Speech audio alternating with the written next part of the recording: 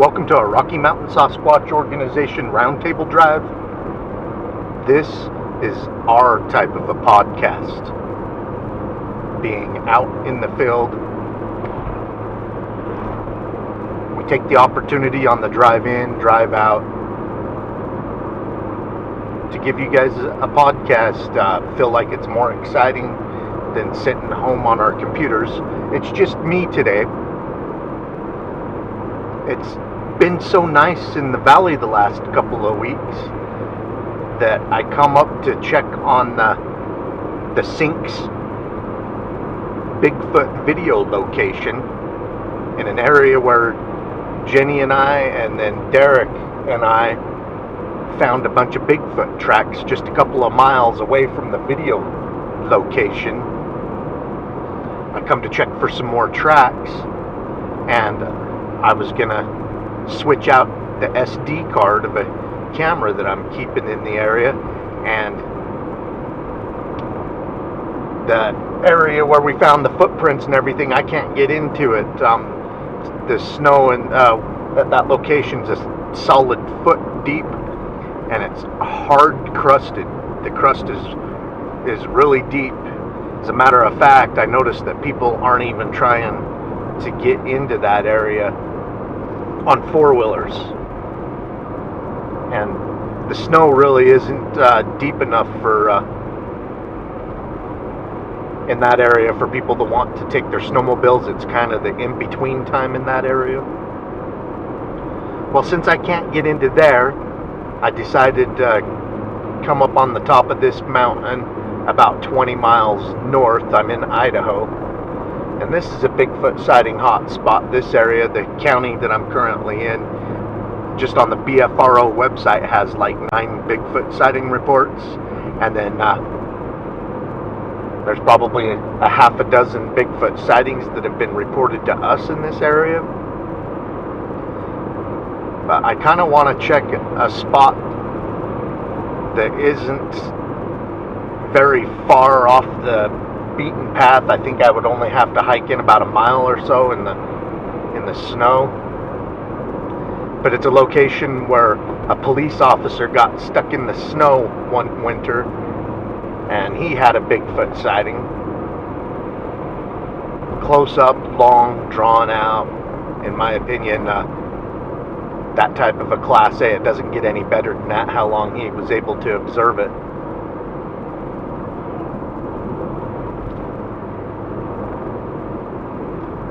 And then 10 years later, 2 guys and their hunting dogs, during a rainstorm, they had a pretty intimidating sighting where the dogs ran out into the forest after it, and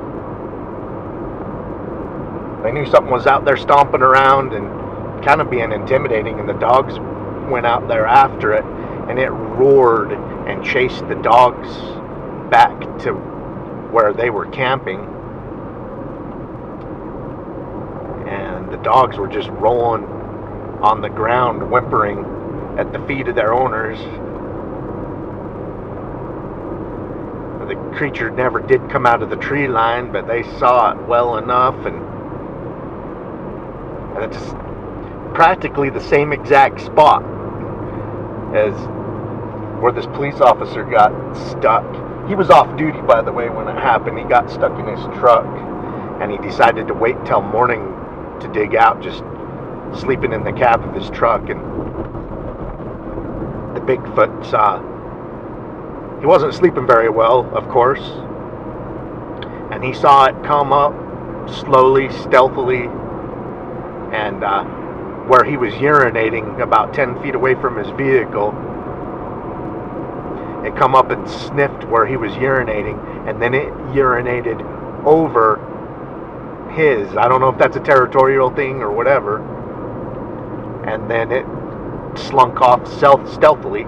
So he got to observe it for a long time, very close. It got within 10 feet of his truck when it sniffed where he was peeing. So yeah, he slept the rest of the night holding his handgun to his chest, or I shouldn't say sleep. waited out the night, and then finished digging himself out in the morning.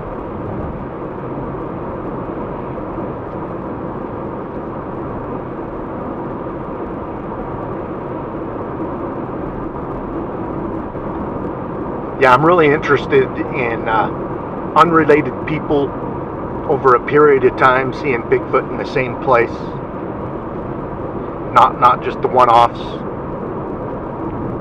And so once I figured out that there was 2 Class A sightings within a 10-year period at the same spot, I had to go check it out.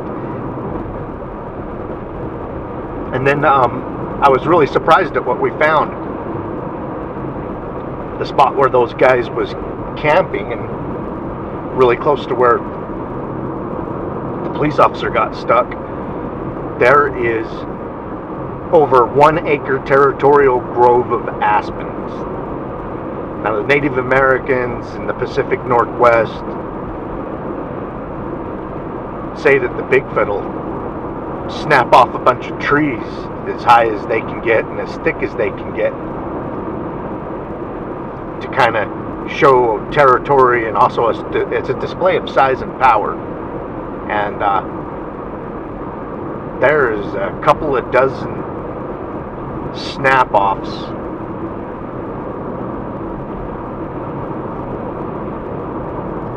in that territorial grove of aspens.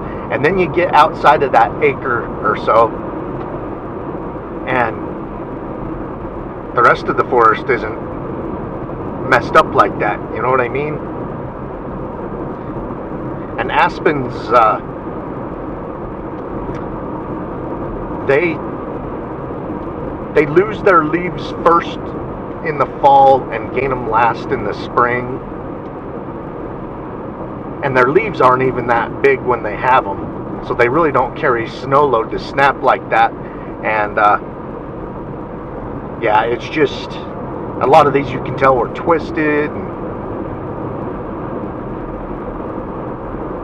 so it's pretty cool going to a sighting location, especially one of them where it was being aggressive. And I don't know, it peeing over the top of where that guy was peeing, it's probably making a statement saying, no, this is not your territory, this is mine. So that may be a polite aggressive display, if you could call it that. So it's pretty neat going to these sighting locations and seeing what you find. That's what started our structure study that we started in 2013, I believe is when we started that. After a few years of going to Bigfoot sighting locations and running across these structures that don't make sense, we decided the really big ones, big heavy logs that make these teepee style structures that are in places that don't make sense for a person to make off trail. A lot of them are on slopes and stuff where nobody's gonna want to set up camp.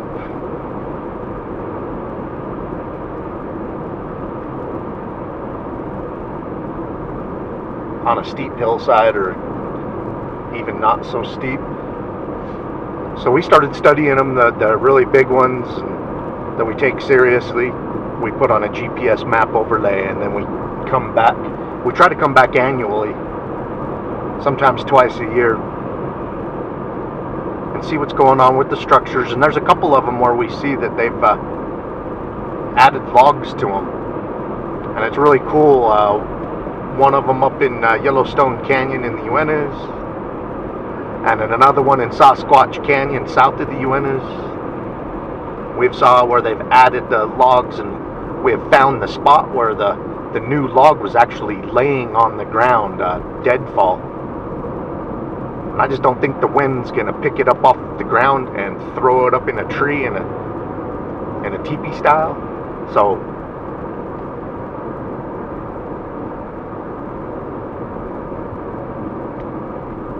interesting, the things that you find. And then sometimes you're shocked when you go into those places and you hear the vocalizations, or you find compelling Bigfoot tracks. When you find a trackway of them, and about every footprint in the trackway measures Bigfoot style dimensions. It's really cool type stuff.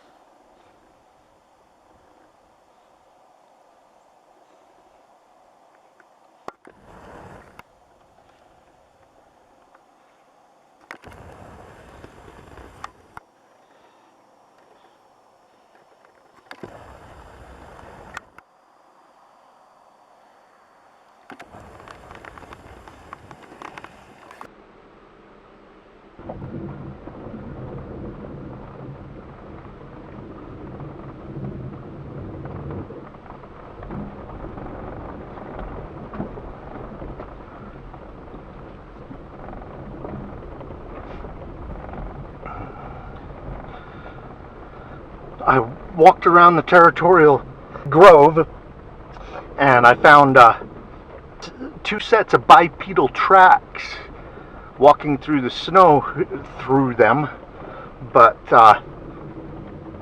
they're old enough I can't make out the difference whether they're human or Squatch, and the stride length on them isn't like incredible, but it doesn't necessarily mean when a Bigfoot's walking around that it's always going to take that giant stride. I mean, if it's just piddling around or whatever. And I believe that Territorial Grove is there because that whole acre, 2 acres, whatever it is just full of elderberry bushes.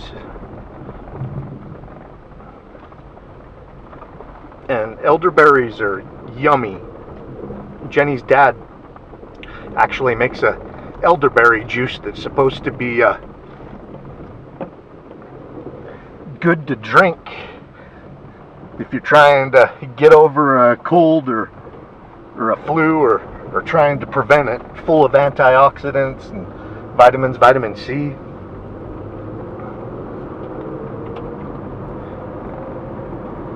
So I think maybe the Sasquatch in the area may be claiming that giant area that's thick of elderberries as its own. And then there's a spring, a couple of springs not too far from that. So if it's an ambush hunter,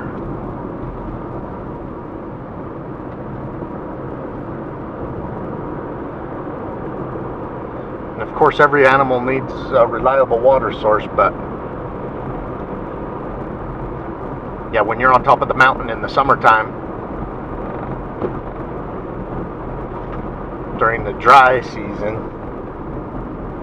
it may be the only place to get a drink on the top of the mountain. So that means the animals will be coming in too if you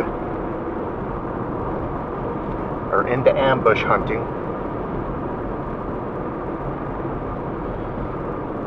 I think it was 2011. Jenny and I found some pretty good Bigfoot tracks in the snow up here that year.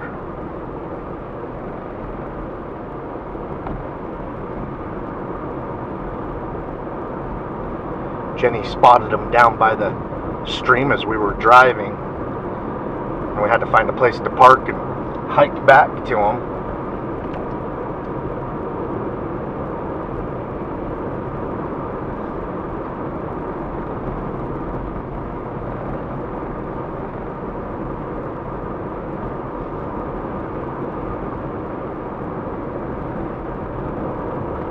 Yeah, those 2 sets of bipedal tracks in different areas that I saw going through the grove from the road, they weren't compelling enough to grab my handheld camera and start making measurements. They'd been windswept, or they were old enough that the wind had blown snow into them and distorted them, so I couldn't tell if they were human or Squatch.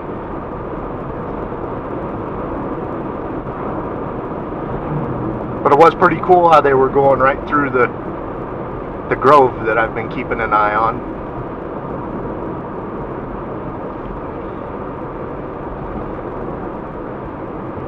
Yeah, a lot of those saplings in there that are snapped off. And I'll put a link to me walking around with the camera and showing you guys these in the description of this video. But these saplings are anywhere from 3 to 5 inches in diameter, and they're snapped off anywhere from 7 feet into the air up to 12 feet. And then there's a lot of them that are bent over. I can imagine it leaping up there trying to snap some of these off, and instead of snapping the whole tree just, you know, bends over without snapping.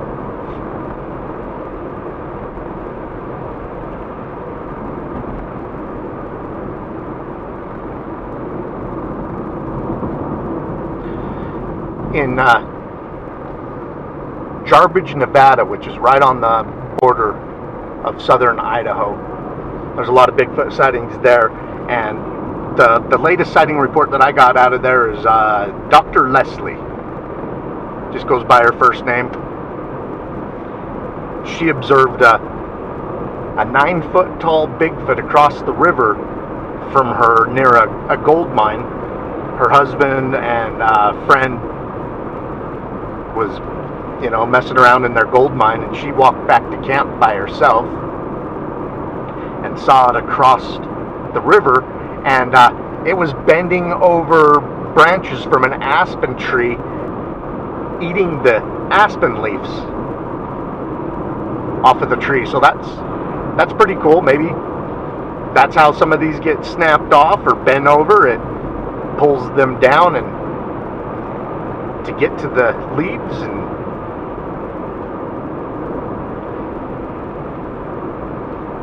but because there is so many of these in such a small area, and there's the elderberry food source, and I also need to mention that the moose, once the fruits are gone, the moose will eat back the branches. I think that's why one of the reasons they call them twig eaters, is because they will eat the twigs off of trees and stuff. It's almost like nature's pruning, and so the moose will prune them back. So it makes you wonder, once the fruits are gone, if the Bigfoot will do the same. Who knows?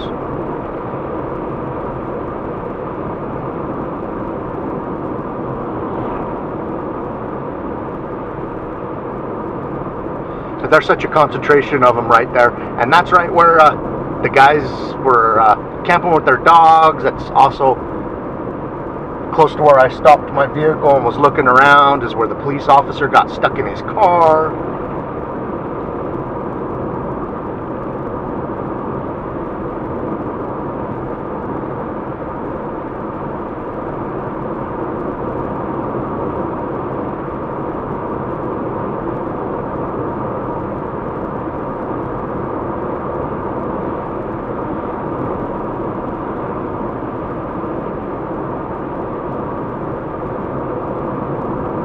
Okay, this side of the canyon that I'm on right now, in the turn of the century, there are newspaper reports of lots of people reporting seeing hairy wild man, ape-like man in this area.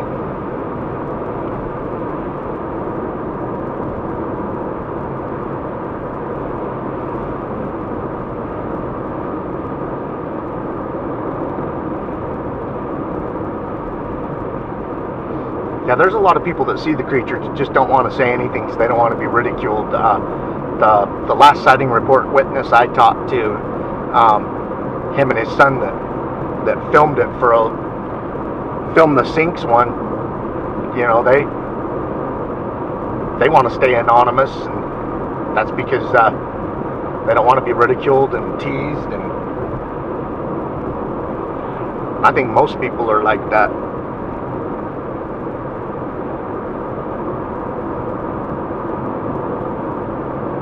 I know I have a lot of family members that would keep that kind of stuff to themselves.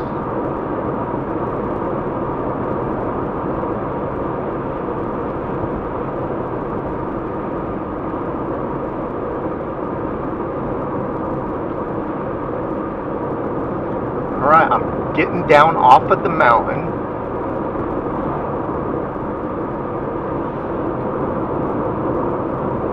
Down into this beautiful little valley of farms, ranches, and vacation homes. So I'm going to end this round table drive. I hope you guys enjoyed a look around a Bigfoot sighting hotspot. Keep on watching. We're going to keep on squatching.